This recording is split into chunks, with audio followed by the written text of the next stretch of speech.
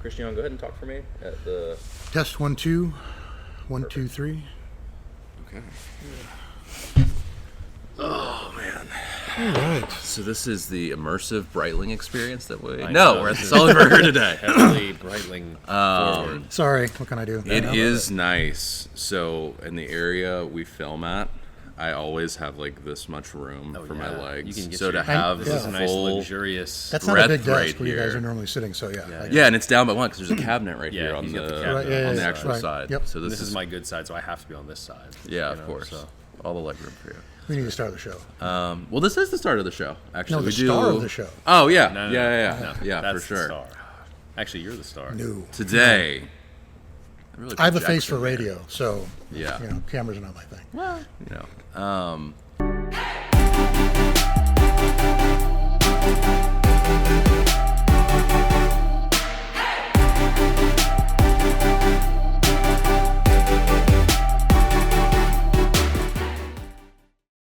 No. So obviously today we're at the Sullenberger Museum. They were kind enough, Chris over there, sitting off camera. I begged a couple weeks ago, and here we are now.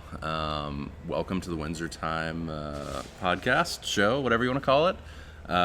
This is one when I started, because we used to have pretty tight filming times when I was also doing corporate. When I started, I was excited to be able to do stuff like this in the middle of the day. Breaks up the day. Yeah, as a job. So this conversation, I feel like, has been a long time coming. We'll go ahead and do kind of a formal intro here. Christiaan is a pilot. Retired air traffic controller for 21 and a half years. I worked Sun and Fun. Yeah. I worked Oshkosh, the High Sierra Fly-In, and now I'm a stay-at-home dad. Yeah. Hardest job in the world. Well, and my wife is a 777 pilot, so Yeah. yeah, But we're you a truly big hit, aviation family. You hit all the things, though, because also watches, clearly, as we're here to talk about today. Yep. Porsche as well. Porsche, yeah. Wine, too. Wine. Just I'm all the travel. things. Yeah, The and thing that travel. I'm most proud of is my work with Breitling, Yeah. to be honest with you. So Can't talk wait to about that a dive little into bit. that. So, going back a couple of years, I've been friends online with Fred Mendelbaum for well over a decade. And we've become friends through Breitling-related things. And he said to me that I need you to come on board to do something with me, but I can't talk to you about it yet. I went, okay, cool, whatever. So he then tells me that Georges Kern has taken the role of CEO. And that was before it was this is announced, just or- before it was Okay, announced. Cool. Just before. Yeah. January of 18, I'm invited to a big round table of collectors from couple of different Facebook groups. Mm-hmm. And George was supposed to give us a 30-minute discussion of his takeover, what it meant for a change from the Schneider family, and what he envisioned for the future. 3.5 hours later, he said to all of us, what do you think? And I was the first one. I'm like, look, I love what you're doing, this, that, the other thing. I'm in aviation. Just please make sure you keep that as a part of your rotation because it's so much a part of your history. Don't forget it. Go around the room. There's a gentleman on the other side of the room who was looking at this watch, which is the Aviator 8. This is the P-40 Warhawk edition, B-01 movement. And he said, there's no way a pilot would use this. It would never work in a cockpit. It's garbage. And I, in a moment of sort of, I don't know, blind rage, I went off on the guy and I said, look, are you a pilot? He's like, no. I said, you ever done anything with an airplane? No. I'm like, well, then let me tell you how you're wrong. And I just politely, I didn't swear, but I went off on the guy and I'm like, you don't know what you're talking about. Like, I can do so many things in the cockpit with a chronograph and a pointer to indicate times. And so what I didn't realize is I had friends grabbing my knees like, settle down. George is there, So George pulls me aside later and I said, look, I'm sorry. We're tuxedo at this point. We're at the official launch. It's the whole official Georges Kern launch era. And I said, I'm sorry. I said, I didn't handle that well. I said, but I'm passionate about aviation. And he wasn't right. Like, this is a great watch. And he goes, no. He said, aviation's not my wheelhouse. I need your words to come out of my mouth. He said, write me up a one-page bullet point thing on what you talked about. Great. I said, how's Tuesday? No problems. 30 seconds after I sent it, he's like, I got it. I said, do me a favor, quickly read it, make sure that you understand what I wrote, because I'm trying to not be too technical. He's like, nope. I think he asked me one question, like, I just want to make sure that this is from translation, English, French, German kind of thing. He's like, is that what this means? I'm like, yep, that's exactly what that means. And the next thing I knew, I was on the CEO's advisory board. So I was going to Switzerland to literally talk directly to George to help design and clean up the all the different lines and like some of the confusion that the Schneider era had created.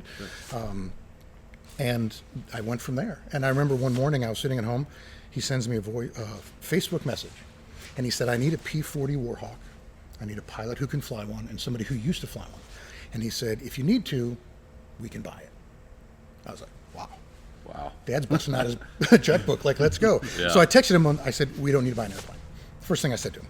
And he's like, are you sure? I said, well, here's one for sale. It's $3 million and you got to take care of it. He's like, oh my God. I'm like, we don't need to do that. Like, we can literally rent a P-40 and get this done. So Speaking that's of how airplanes, we should disclose. To note, that isn't an incredible sound effect. This is the original building that was Charlotte Douglas Airport. And directly behind us is a runway. So we have some nice ambient noise in the background there. Yep. So within 2 hours, I had an airplane, the pilot, and the original pilot who flew it, Ollie. 2 whole hours. 2 hours. Wow. I had it done. I had help. Yeah. I had, Sure. I know it's kind of, well, I hadn't had Yeah, my it was a coffee. little slow. I hadn't but, had my coffee yet, and I feel like, Yeah. gotta have your coffee. And that turned into that whole marketing advertising campaign, and he brought me to Basel, and he gave me the watch at Basel for amazing. the work.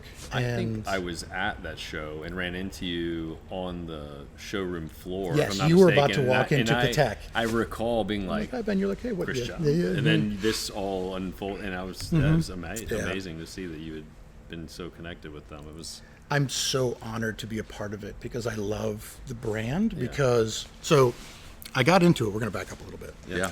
806 Navitimer, 1967. It's my grandfather's watch. How cool. I discovered this in my mom's highboy when I was in middle school. And she had it in the box and all this sort of stuff. And he was still alive, but he didn't wear it. When I was born, he had given it to her and said, I don't really wear watches. Keep it for him. So I started wearing this in middle school. Wow. So junior high, I'm off to school in a Navitimer. And that's what started me down the pathway to Breitling. And then this opportunity to be on the CEO's board and help design things and all of that. Yeah. This is That's sort a of dream come true for me. not only as a watch person, but as an aviation enthusiast. 100%. Like, that is the dream, to be able to help design the thing. Yeah. Correct. Yeah. 100%. That's amazing. So I'm This is very, so cool. like, I don't like to pat myself on the back, but I'm really proud of it because it's Yeah. just, As you should it makes be. me so happy and whatever. So beautiful. So, and then that's my last release that I did so far with the Nice. company. Tell us about that one. What do we got there? So this is the, so this is a two-part thing. This is the Breitling Avenger. They're calling it the Night Mission Squadron. The Night Mission actually comes from the Mosquito, which is in some of the other watches, right? So we've got the Super Avi Mosquito. The Aviator 8 had a Mosquito version. And in World War II, the Mosquitoes, some of them were painted black for night missions. Got it. Yeah. And I'm like, you need to call something a night mission because it's just it's a powerful term, like marketing, advertising wise. I think it'll draw people in. He goes like, done. We'll name things Night Mission. So then fast forward, because they didn't use it really for those Mosquitoes. When they came out with the ceramic case, they started calling these the Avenger Night Mission. So this is VX30, and then there's VX31. And the story behind that is that a good friend of mine is a retired, go ahead and flip that around if you want.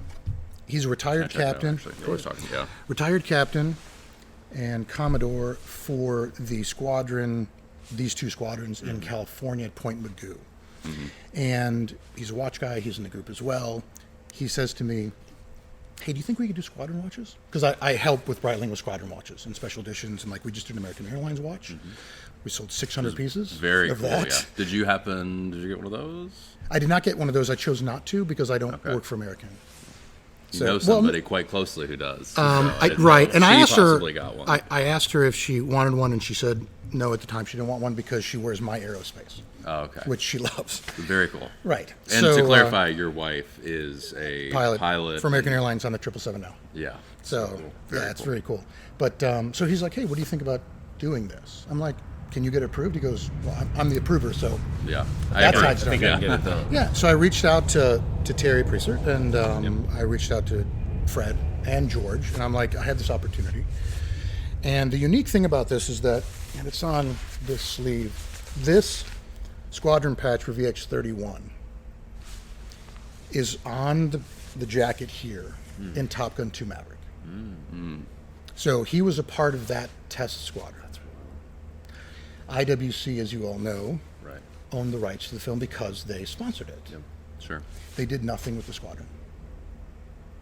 Nothing. So I said to my buddy, like, do you have any problems with that? They're like, no, they never came to us to use it, other than for visual stuff. Wow. So I went to George and I went to Terry and I go, I think we have a unique opportunity. Here's your visual aids. They sell themselves in a way.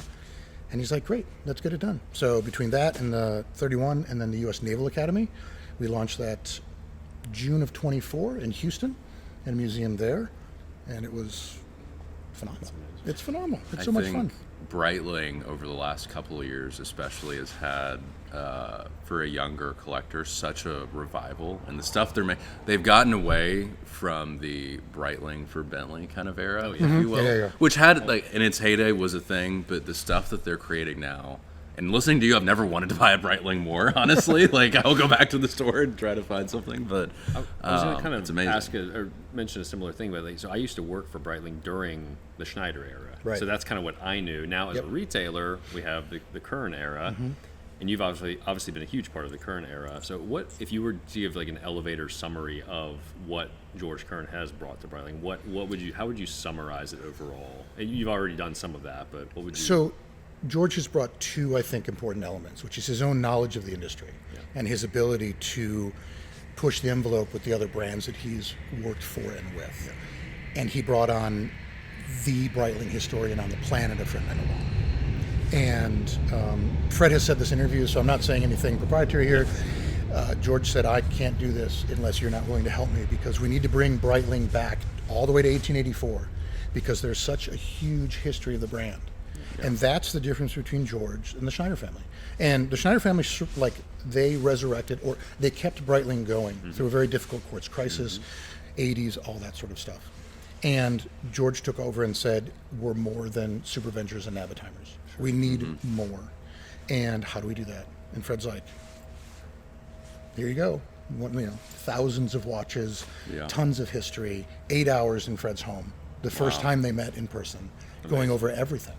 And that's what George brought to the table, which was he took a brand that had survived this difficult time in watches, strong aviation history, and he said, how do we take that, keep it, expand it? And the hard part is, how do we tell people that Breitling is not just an Navitimer? Yeah. And this is what he's doing. And this is how he's expanding with the Premier and all the stuff, bringing back the top time, that modern retro that he loves. It's brilliant. It all works really, really well. And what's wonderful, I think, about Breitling now is that it used to be sort of a 1.5 trick pony. It was very much a men's aviation-based watch, a little bit of stuff for women.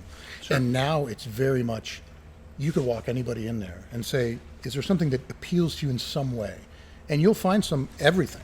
Yeah. Whether it's a female watch, which is not really a thing, or you find something that's for smaller wrists, or somebody who just wants a smaller retro piece, all the way up to, we still have 46 millimeter.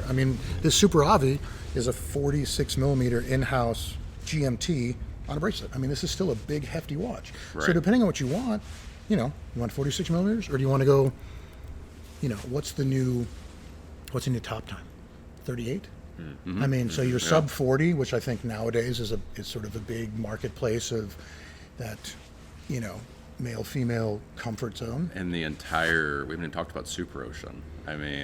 Super Ocean, that is, what has happened there, I think. They're just phenomenal now. Going back to that retro look, that retro design, just amazing. Well, and it's interesting because you've got the polarizing hand, which some people are like, I don't get it. And then you show them the vintage diver and go, oh, okay, now I get it, right? Yeah. And that's how everything ties in. The new heritage with the new Super Ocean heritage, I'm a tremendous fan of, because that Milanese bracelet that is beautifully set between the lugs and completely fitted, it just looks like an extension of the case itself. Yeah. And I think it's just brilliant. And you're asking at a price point that I think is so affordable and so approachable for so many people. Was that the piece? Did you get that on your 20th anniversary at ATC? What's the rainbow one that you have? So the Super Ocean Rainbow was for my 50th birthday. Okay. Heather bought it for me and had the case back engraved at Windsor with Ben, and I think Jackie handled all the engraving and stuff. Yeah. And there's like a book on the back, so I'm stunned at like how well your engraver can do all that, because the whole case back is just covered. I'm like, this is amazing. And that's one of my happy watches. Between the turquoise and the rainbow, it's a watch that's just happy. You look at it and you go, oh, it's colors. It's fantastic. Yeah, it is Good fun.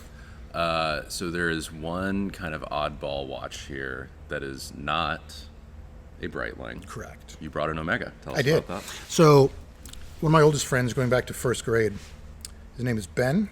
His call Great sign, name. right? That's an okay name. His call sign is Dover, Okay.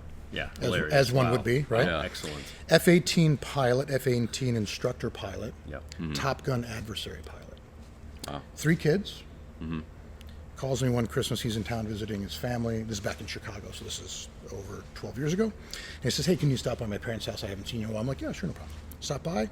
And he hands this to me in a Ziploc bag. And I'm like, what's this? She's like, oh, it's my squadron watch.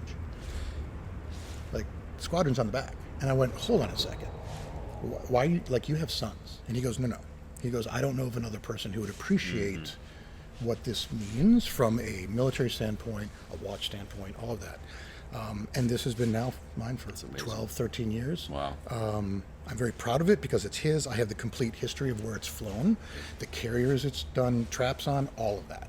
Wow. So yes, and it's funny because that's how this watch is how I met my friend Ryan, who helped me with the Avenger, because he said, how did you get a Sunliners squadron? Yeah. And I'm like, oh, a good friend of mine is, who's your buddy? I said, it's Dover. He goes, I've carried Dover out of many a bar through Europe. That's amazing. They are very close and had lost touch with each other over the years, and that's how Ryan and I became very close. And come to find out, he dropped a bomb on me the other day. We were talking about the new Artemis II cosmonaut. And I'm like, so I sent him some pictures, and he's like, yeah, he's like, it was really great. He's like, I couldn't get a good view when Reed showed me, but it was, it looked pretty cool. And I'm like, back up, Reed? He's like, yeah, we're buddies. We went to flight school together. We're both test pilots. He's like, we chat all the time. I'm like, Casual. when were you gonna, no big deal. When were you going to casually mention that, in our life together? And he's like, oh yeah. He's like, once he's done with all that sort of stuff, we'll meet. You'll take your cosmonaut. We'll do some pictures, and I'm just like, going to space is that sort of coming stuff. back. Yeah. I had a question Basic lined up. stuff. Yeah. I had a question lined up that was, Breitling has a pretty strong space history, and obviously, speaking of other brands that Watches and Wonders, space was like a big theme this year, tremendous. and it's more than just a theme with Breitling, obviously. But what do you see the future of that sort of echelon looking like for Breitling?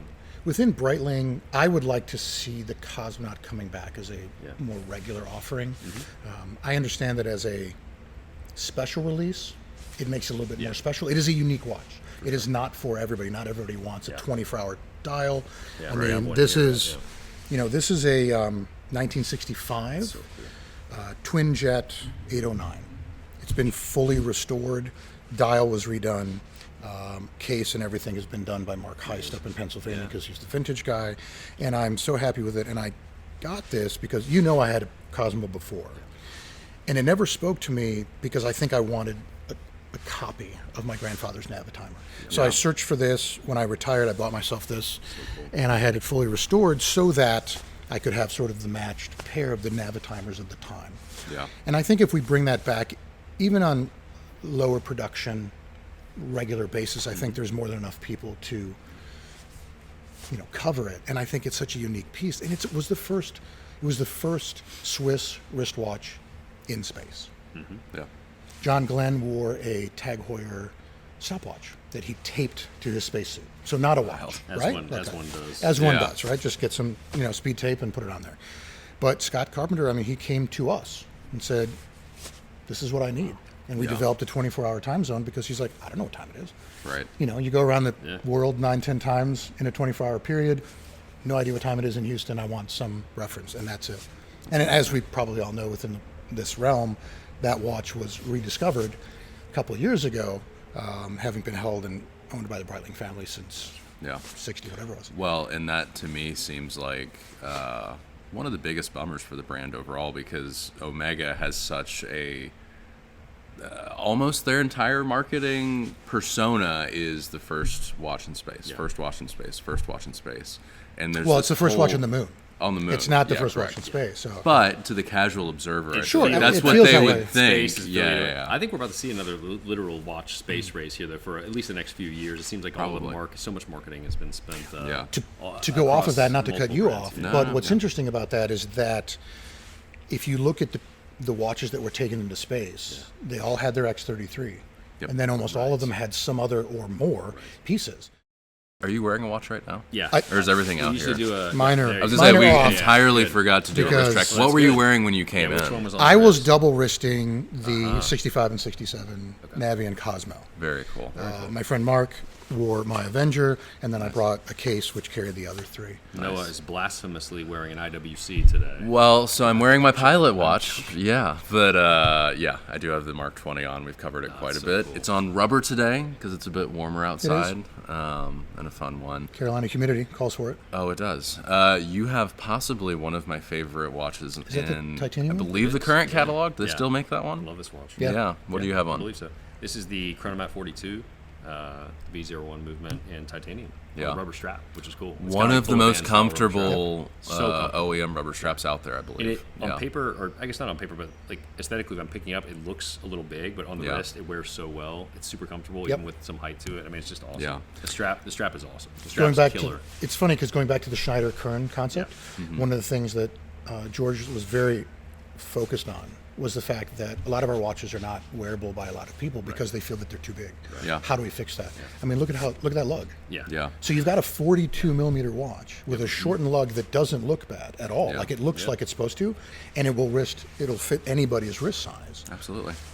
And Because of a especially as a little tweak. chronograph, I mean, that's usually a Oh, yeah, bigger watch, tremendous. but I mean, it wears so flat. So it was on your desk the other day, and I picked it up Yeah, and yeah. put it on, and I was like, this, I mean, And it's so light. yeah, it's incredibly light. light. Titanium. The incredibly bracelet comfortable. version's awesome too, but I just was drawn to the contrast of the rubber strap. 100%. And the strap's super comfortable. It is. It's interesting on the bracelet. It looks like such a heavy. That's watch. right. Yeah. Until you pick it up and you're like, where did it Yeah. all go? Do they Like, make a there's nothing titanium bracelet for that? They do. They do. Yeah, it's titanium bullet. Very cool. Yeah. Yeah. Yeah, the Rouleau is so Rouleau, comfortable too. Yeah. Yeah. It's beautiful. I have another. Yeah. I have another question. I don't know how we are on time. Sure. We're good. Throw it out there. I'm retired, so That's right. All right. So Georges Kern, we've got Breitling. Universal Genève is a bit of a tangent. Universal Genève's been revived. yep. Rumors of, and very much not rumors anymore, with Gallet coming Oh, back. that's 100% happening. It's yeah. happening. Yeah. Saw it. Super cool. Yeah. What do you see as the future of that? Now, what feels like almost a group, and that's where a lot of people are starting to talk about the whole Breitling group as a group of brands, as opposed to, it's not an LVMH or a Swatch group, but it's more Right. than an entity now. So what would you say that is looking like? This goes back to George's incredible business savvy and Fred's immense passion in vintage. They saw an opportunity, right? Universal Genève has had this cult-like watch collector following for 40 years, right? The Rent. I'm a big fan of the SAS Pole Rider because my father retired from management in SAS, so I have a connection with that. I hope they come out with an actual SAS regular edition, not just the special one that they did, Yeah. because I'd love to get one to honor that career for my dad. Sure. And with Gallet, what I love about Gallet is that it's sort of an unknown. Not a lot of people know it. It's really It's a fresh nichey, brand, nerdy even though things, it's- even though Yeah. it's from the 1930s Yeah. and 40s. Yeah. And I'm really looking forward to, and I talked to Fred about it, he did not tell me yes nor no, but I want to see that Traveler come back, that chronograph with the world time ring around it. I think there's something very 30s, 40s elegant about it that would be good. But what I like about it overall is that we're not just a singular brand. We're now a house of three Yeah. that represent three sort of tiers of watches. Yeah. Gallet is going to be less expensive. Don't quote me, but I think entry points of about 3 is what I'm hearing. You've got Universal Genève, which is meant to be an elegant gold dress piece, micro rotors, 3/4 rotors, all that sort of stuff, and that's meant to bring in, the person who wants more of the dress watch, more of the elegant, the proper chamfering and all that sort of stuff. And then Breitling is, the main house brand, right? So you have this history now of 3 different brands Yeah. that George is going to be able to reintroduce to people, because Universal Jeanette for a long time became this quartz thing and nobody knew what was happening. It had lost its way. Gallet was just on the shelf. Nothing was being done with it for 50 years, probably, 60 years. And the ability to bring those back and have 3 brands, it's really all sort of 3 points of an umbrella. It's not so big that you're losing or competing with each other. Talk a little bit about, in your role, a lot of consultants get paid money. You have chosen to, or just don't get paid, and it truly all comes from passion. Why, and kind of our conclusion here, do you choose to do that? George came to me and said, we need to figure out, and Terry as well, he's like, we got to figure out how to compensate you. And I said, no. I said, nope. I said, it's not about compensation. I said, if I work on a project, if you'll give me a watch, I will be happy with that, because it's a direct connection to the project I worked on. Yeah. I said, but ultimately, like this watch, the Super Avi, we released it in 22 in Dallas in the CAF Museum. And I was the speaker who ran the panel and released it to the industry. I was up on stage, my wife watched it from home, my kids have seen it. Yeah. And at the end of the day, either my daughters or my son or their children are going to own this and all of my other watches. And they're going to go, this is what Dad did with this one. That's what he did with this one. That's what he did with this one. And that, because my first watch was my grandfather's watch, and he's a pilot, owned a flying school, and it was his watch, and how he got that watch is special. And now I wear it, and then my kids will wear it. And my dad's got my dad has a Rolex Pepsi from 2003. I bought that for him, for his retirement from 40 years of airline management. So I'm going to have that, my kids will have that. Oh, cool. To me, that connection is way more important than a check. Well, in that, The check is nice, don't get me wrong. But at the end of the day, I am so much more proud of going, I did that. Yeah. And my kids are like, my dad made that watch. And that's a common through line with a lot of enthusiasts, is it isn't a flashy thing, it's not a flex, it is a true connection to the object and the story within that object that got you there. Yep. That is the thing that we love. Yeah, none Absolutely. of us would be here if these things didn't have meaning behind them and actually be markers of something. Otherwise, it has to spark an emotion in you some way. Yeah. If it's not, in my opinion, it's not worth doing. Yeah. Amazing. Thank you. That's how Christiaan, everyone. Yeah. Philosopher. I feel like we should clap or something after that speech. Thank you for being here. Oh, I'm so honored to be here and honored to be with you guys. I love your Yeah. store. You know that. I'm there all the time. Jackie. Yeah. Jackie. Shout out to Shout out to Jackie. Jackie. We don't even need to say it anymore. Just Jackie. We get that. But everybody else in your store. So I love your stuff. I love your store. you. Everything. We can tell that you love Breitling. Yeah. I love Breitling. A little bit. Again, I have never wanted a Breitling more than this moment right now. So, You should have one because it speaks to you. yeah, You should have one because your wife is a pilot. it's true. And you need to embrace that. Yeah. I'm going to tell her that exactly. She's actually behind the camera right And now, every so time that's why I you're should have one, waiting yeah. to get on as a D2, Yeah. you can look at your watch and go, I "That's really because hope of I her." get on. Yeah. And that's because of The her. crippling anxiety that I Oh, feel. absolutely. Close the door. Yeah, amazing. Yeah, it's good times. Well, thank you. Like we said, Absolutely. part 2, I think the Bond connection we will have do to touch on. But I think this We got to do a has whole been- Porsche thing. Yeah. We should We'll do do a a part cars, 3. coffee, Windsor, Porsche thing. Let's do it. I We're think down. it sounds like a great Right? plan. Yeah. Sounds Perfect. like things Awesome. that we love. So. Yeah. All the good Let's stuff. do it. Well, thank you guys for watching so much. A huge thank you to Chris and the Sullenberger Museum for letting us film here. If you are in the Charlotte area, maybe you have a longer layover at the airport and you need something to do, pop over. They are just next to it. We are in one of 2 hangars that they have. This is the smaller of the 2, so you can only imagine what's in the larger hangar. As always, thank you for watching. We'll see you in the next one.